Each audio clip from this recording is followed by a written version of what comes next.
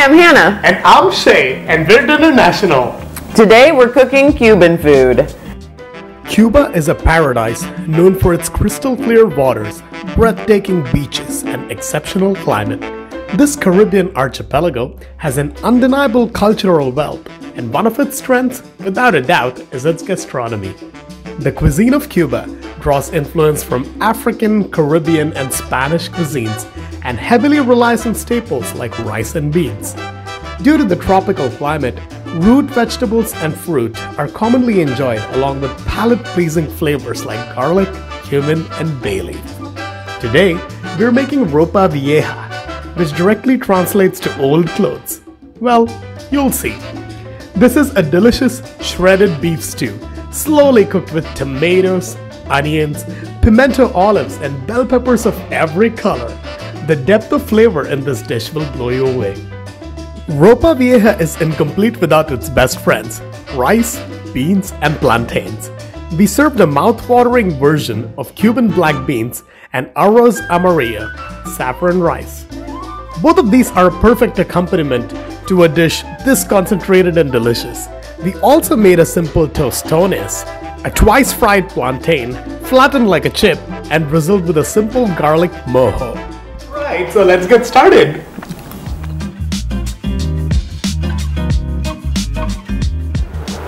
Every great story rests upon its supporting characters, and today's meal also rests upon this familiar face, black beans. You saw us cook black beans last week as part of our Brazil episode, but then this is a dish that works so well with black beans, so we just could not resist it. I also learned from last week's mistakes. I'm gonna make sure that I start with the black beans this time so that it gets like enough time to cook. So these are black turtle beans. This started out as 1 cup, and now, as you can see, after soaking overnight, it has quadrupled in size. All I did was rinse it in water, and now this is ready to use. So I have 8 cups of water boiling over here. I'm just gonna boil these black beans for like about 90 minutes. If you're short on time, you can always skip this step and use the canned beans instead.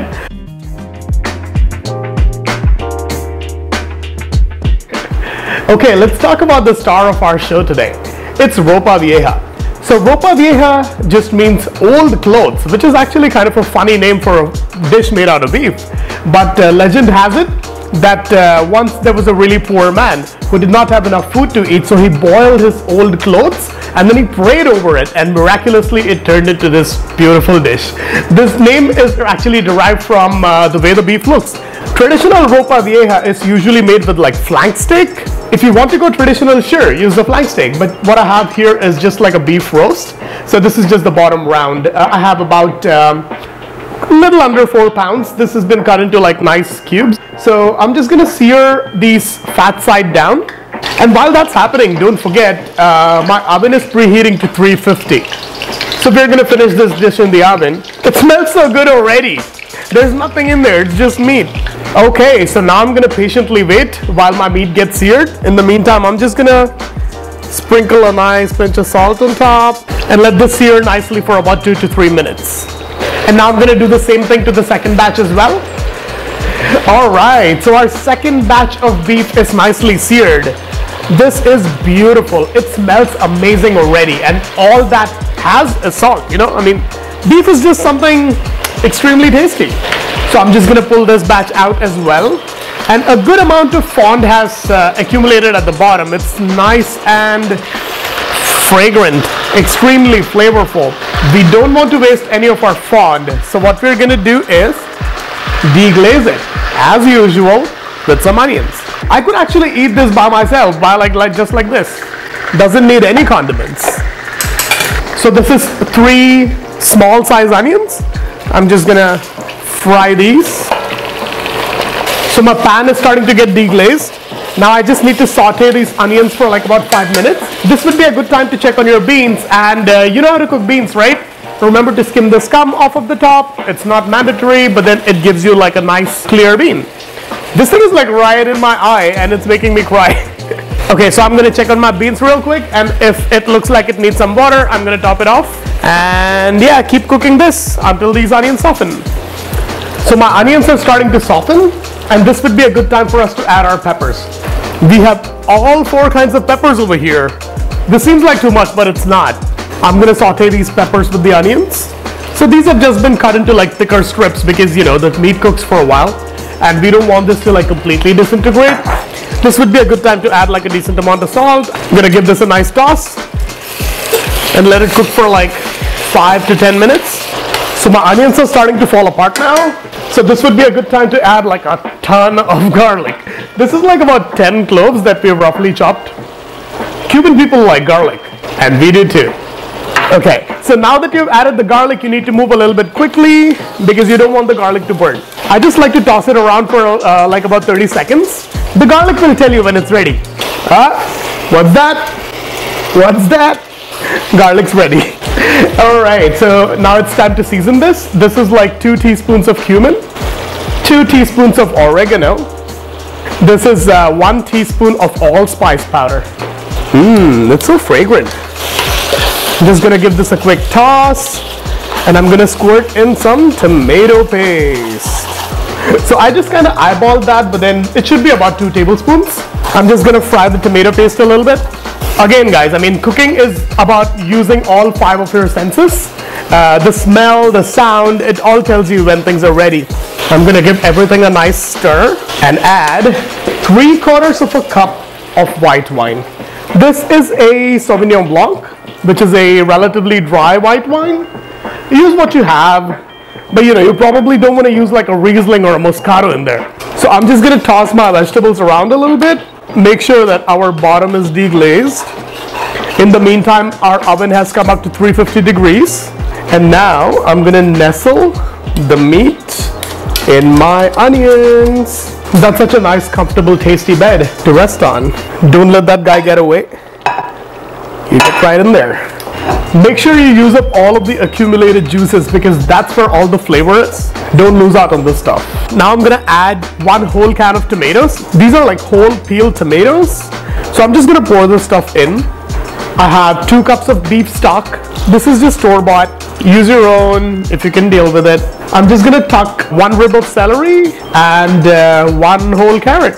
I'm just gonna leave it whole because I'm gonna pull it out once it's done. We just want these to like impart the flavor in there. We don't necessarily want to eat it, but something tells me we're gonna eat it. This is 1.5 bay leaves. I'm gonna tuck everything in and feel free to add a little bit of more stock in there if you feel like it's not covering all your meat. But mine's nice and covered. Submerged in stocky goodness. Is that a word? Stocky goodness? Alright, so I'm gonna put the lid on and put it in the oven at 350 for 90 minutes.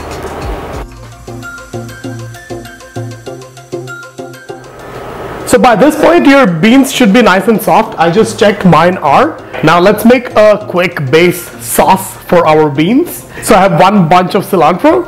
I'm gonna use mostly the cilantro stems in this application because this is gonna get cooked with the rest of our aromatics.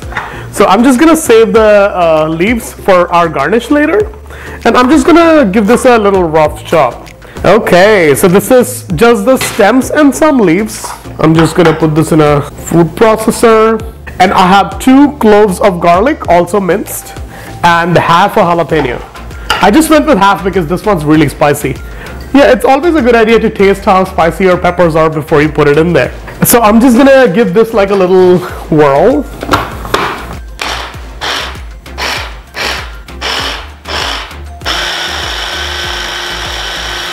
Okay, this looks nice and blended, and I'm gonna add half an onion in there as well. Again, I just kind of gave it a rough chop, or my wife did. And give these onions a whir as well.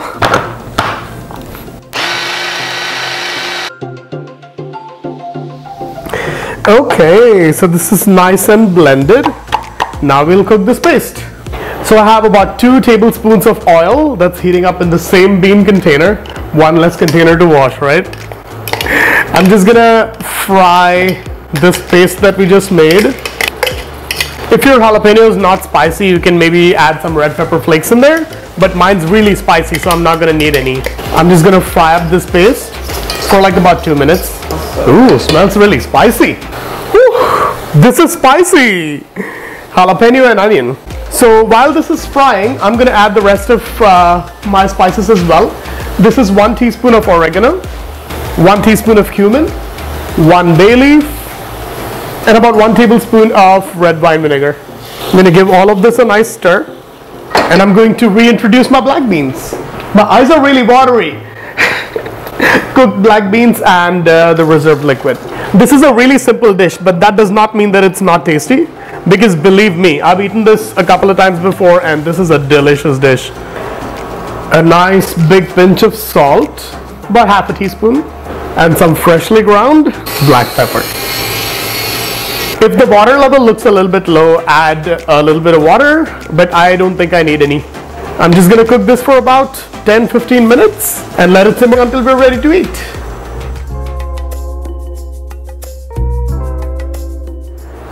Okay, so fried plantains are enjoyed all over the world, but in Cuba there's tostones. So tostones are a double fried plantain. You fry it once, you flatten it out, and then you fry it again. So it becomes this like crispy plantain chip almost. It's pretty delicious. We're gonna make it with a mojo today, which is oil and garlic. That's it. Super simple, and I can't wait to eat it. Okay, cool. So the plantains we're using today are a little more green than we would have chosen for this dish. We'd probably want something that's just kind of the straight yellow plantain, not black, so not super sweet. This one's a little more green. So we're gonna fry this. This is a shallow fry. Woo! I'm just doing 2 plantains today, but feel free to make more. They're pretty addictive. You're gonna wanna have a lot of them. So give it about 2 minutes and then turn it over. Make sure it's soft on the inside so you're able to flatten it out a little bit. Okay, so it's been about 2 minutes on each side. I'm gonna pull these out. They're done with their first fry. So there's actually a little contraption that they use to make this called a tostonera, and we don't have one of those. We're gonna be our own tostonera, which is pretty cool, I think. And we're gonna flatten these using 2 pans. As you can see, I have these standing up kind of tall on this pan. You think it should work? Okay, I'm gonna flatten these guys. So I have a paper towel lining this. I'm just going to press down. Tostonera. Okay, I think I did it, guys. I think it's perfect. Wow! Look at these. They could even be thinner. Oh yeah, this is awesome. So just make sure these are like 1/2 inch thick. You want them for like little chips. Okay, it is time for the second fry. You're gonna say that again? Yeah. Okay, it's time for the second fry for our tostones. Look at these flat boys. They're going into 350-degree oil. We're gonna fry them a little bit. Like I said earlier, these were a little more green than we would have liked, but I'm sure they're gonna be very tasty anyway. Paired with garlic and onion, I mean, what's not to like, eh? These only need to go for about 3 minutes at the most. Just kind of judge it by color till you see bits of golden brown. They're getting crispy on the outside and soft on the inside. Yeah. Okay, so we're gonna pull these out and salt them immediately. Okay, a little bit of salt. You put that thing down. I'll put that down. And that's it. No, we're gonna make the mojo. Okay, we're just gonna make a mojo. This is going to go over our plantains. I'm going to put about 1/4 of an onion into our pan and saute it for a little bit. This has been minced pretty finely, so it shouldn't take too long to soften. So this is about 3 tablespoons of the vegetable oil that I had used earlier. And we have 2 garlic cloves that I've minced up. Cook this until it's fragrant. All right, and just add a pinch of salt in there. You don't need too much because we have salted the tostones. And we're gonna pour this over the top. That's it.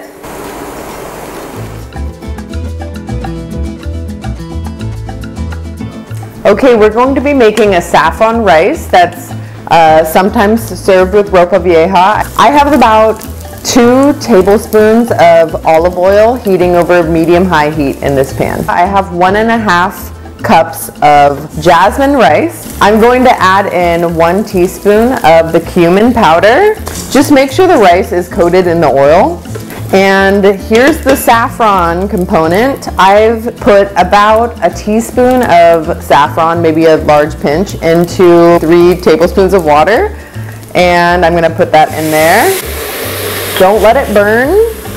And add 1.5 cups of water. I have half a teaspoon of kosher salt. Yeah, and now I'm going to cook it on high heat for 6 minutes and let it release naturally.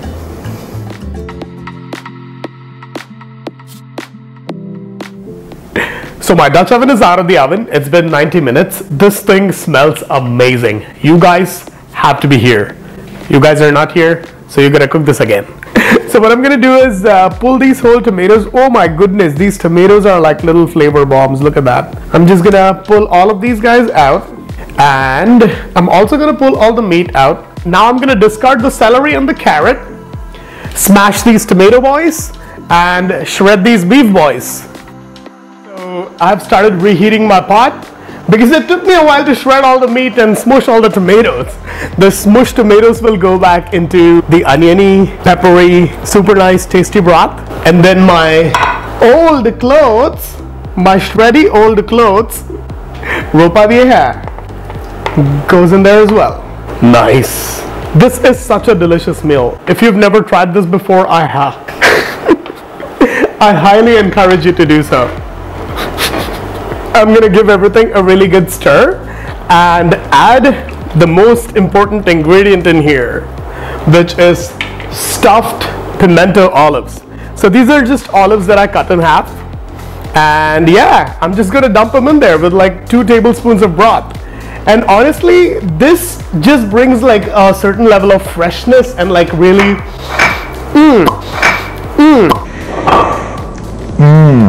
that level of acidity. It's super tasty, you guys. And honestly, this is one of those dishes that gets better with time. So, you know, I mean, that's why, as you can see, we made like a really large portion because we love this dish. Okay, so our Ropa Vieja is ready, you guys.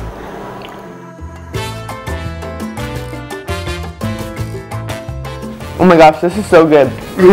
This is so good. Ropa Vieja. Ropa Vieja is incredible, and you know, for a dish that was just cooked like a couple minutes ago, it has an immense depth of flavor, and I cannot wait to eat this tomorrow. Tomorrow it's going to be even better. Yeah, that's so good. The beans and the rice are a perfect accompaniment to this Ropa Vieja, and like I was telling you guys earlier, right? The olives add such a nice briny element to the dish. It's like really tasty. It works really well with the beef and the shreddy, totally tomatoey. I don't have words. There's no words. No words. Frozen brain. Yeah, it's very, very good. I agree. The olives are this really special element to the dish. You know, they do add a little bit of brininess. It's really awesome. It is old cloves, shredded cloves. Yeah. Let's try these tasty tostones. Yeah.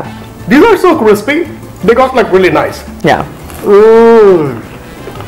This has been sitting in sauce for like 10 minutes, 15 minutes, but it's still crispy. Still crispy. Unbelievable. And the onion and the garlic just works, guys. I mean, I'm from India. We eat plantains quite a lot, but you know, it's usually a sweet application, but then the savory element of tostones, it's incredibly special. I really like it. Earlier, when you guys were not looking, Hannah was saying that these are probably the best kind of black beans I've ever made. Yeah. And I make a lot of different kinds of black beans. He makes a lot of different beans in general. These were so good with the jalapeno, and like it was just spicy and delicious and so much flavor in there. I really liked it. Yeah, and the saffron rice is just like, you know, one step better than an average rice, right? All right, so we're gonna finish eating this and hope to see you next week.